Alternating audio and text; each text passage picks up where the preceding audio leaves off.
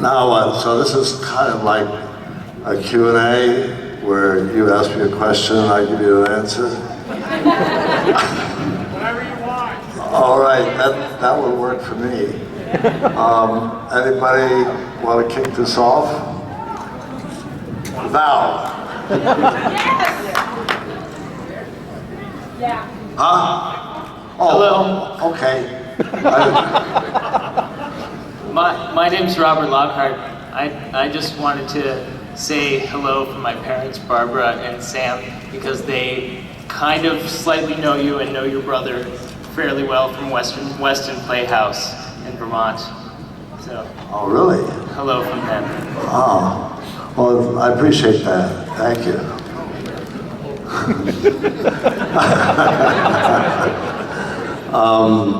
Okay, next.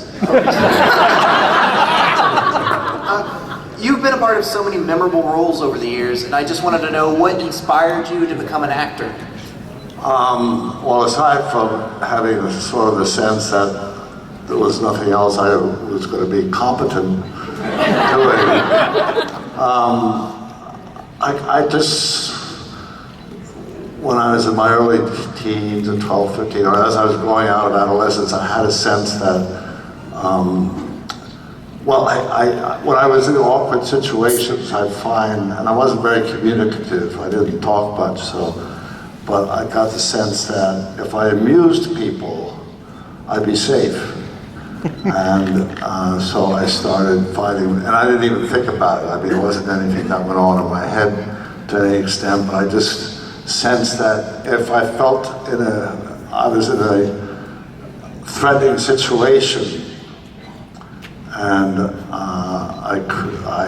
whoever was threatening, I could amuse, I wasn't threatened anymore. So I guess somewhere in there, I started getting the idea that maybe I could do the same thing on the stage in some sort of fashion. And that's about all I'm going to say about that. Thank you very much. You're welcome. Thank you. I know it's impossible to imagine Back to the Future 4 without Michael J. Fox, but have you ever read a script that you actually liked for Back to the Future 4, and what was the plot like? Have I ever read a script that I liked for Back to the Future 4? Yeah, if you were, I haven't seen one. I haven't seen one. The only people who would write a fourth one would be the people who wrote the first three. And I don't think they're doing it. I think the three was the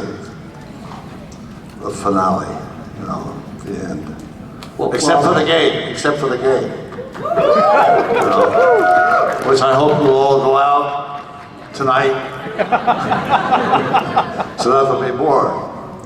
Thank you. You're welcome. I feel very strange behind this table. But be that as it may, time of the hour runs through the roughest day.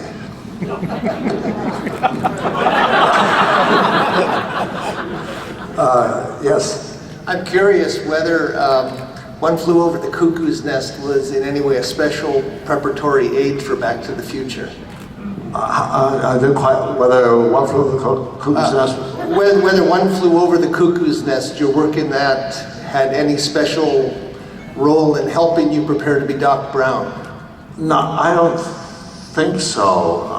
It was my first film, and I've been trying to get into film for a long time with no success. I just was a washout every time I went up. All the interviews and auditions I did for, I didn't even do auditions for films, but I went up many times and with no success whatsoever.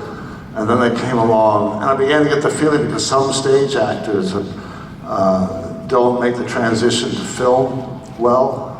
They're great on stage, but somehow they don't communicate well on film. And I thought perhaps that was my case. And then they came to town and set up auditions for Cuckoo's Nest, and somebody who had some kind of faith in me sent me up, and it clicked. And I did the film. But for the first few weeks on the film, I was already expecting the director to tap me on the shoulder and say, "Chris, I'm sorry." this isn't working out. But that didn't happen, so. But I didn't, there was not really any connection, I don't feel, except I got my film career going. And that's the end of that story. Hi. Hi. Clue, for my money, has one of the greatest comic ensembles of any film I can think of. Wait, And which one? Clue. Right. And I was hoping you could talk a little bit about what it was like on the set. It was that. It was a wonderful ensemble. It had such a wonderful cast put together for that. Everybody was so well cast, and they had a good script. And I remember we got together maybe 3 weeks before it shot, before the cameras, just rehearsing. And so it was very well prepared. It was kind of one of my earlier films. I was honored to be working with a cast that was gathered, and you know, so many people have come up today and yesterday to have pictures signed and remarked about how much they love Clue. So it's great that it's, you know, sustained. Yes. Hi, I loved you as Doc Brown. And I had a question for you. Which was your favorite out of the 3 movies to do? What was my, Which was your favorite out of the 3 movies to do in Back to the Future? I'm sorry, my favorite. Out of the 3? Oh, Back to the Futures? 3. It had a romance, and and any of you who know my work overall, you'll notice that there's a real dearth of romantic roles that I've played. So that was a thrill, especially with Mary Steenburgen, who I kind of had a crush on for a while, so that was nice.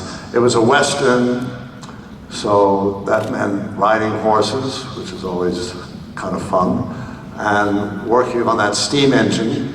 I don't know if any of you have ever been on a steam engine, but they're like a huge wild animal, and they're fascinating and wonderful to experience. And there was something else too.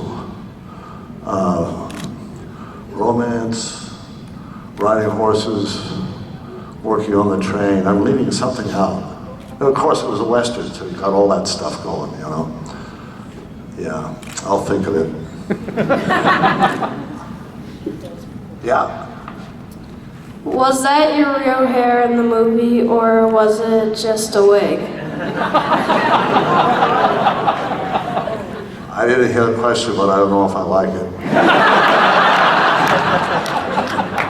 What was that again? Was that your real hair in the movie, or was it just a wig in the Back to the Future movies? What was the question? Oh, yes or no. In various times when I was back in one of those time travels, it was a wig.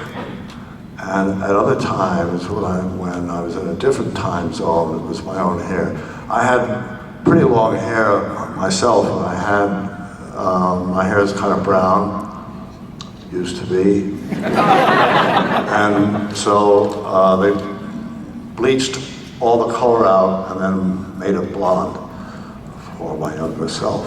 But I wore a wig a lot of the time. Thank you. All right. What was your favorite part in number 3?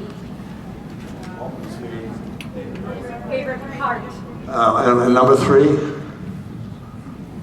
I guess working on that steam engine. I remember that we had a thing where Marty and I chased the train on horseback, kind of galloping along the side, and our characters grab hold of the thing on the side of the train and pull ourselves onto the train, off the horse's back onto the train. And we were told that, you know, it was that the stunt man would do that shot. We wouldn't be doing that ourselves. And I remember once, during one of the take, chasing the train, and I got right up close to it, and I so wanted to reach out and grab and pull myself on, which I didn't do.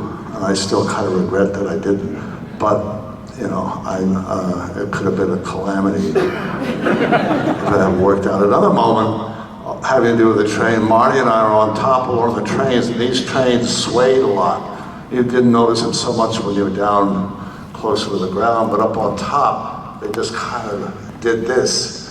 And Marty and I were on top during some scene, and we both, it jiggled a little funny for a moment, we both felt ourselves about to fall off.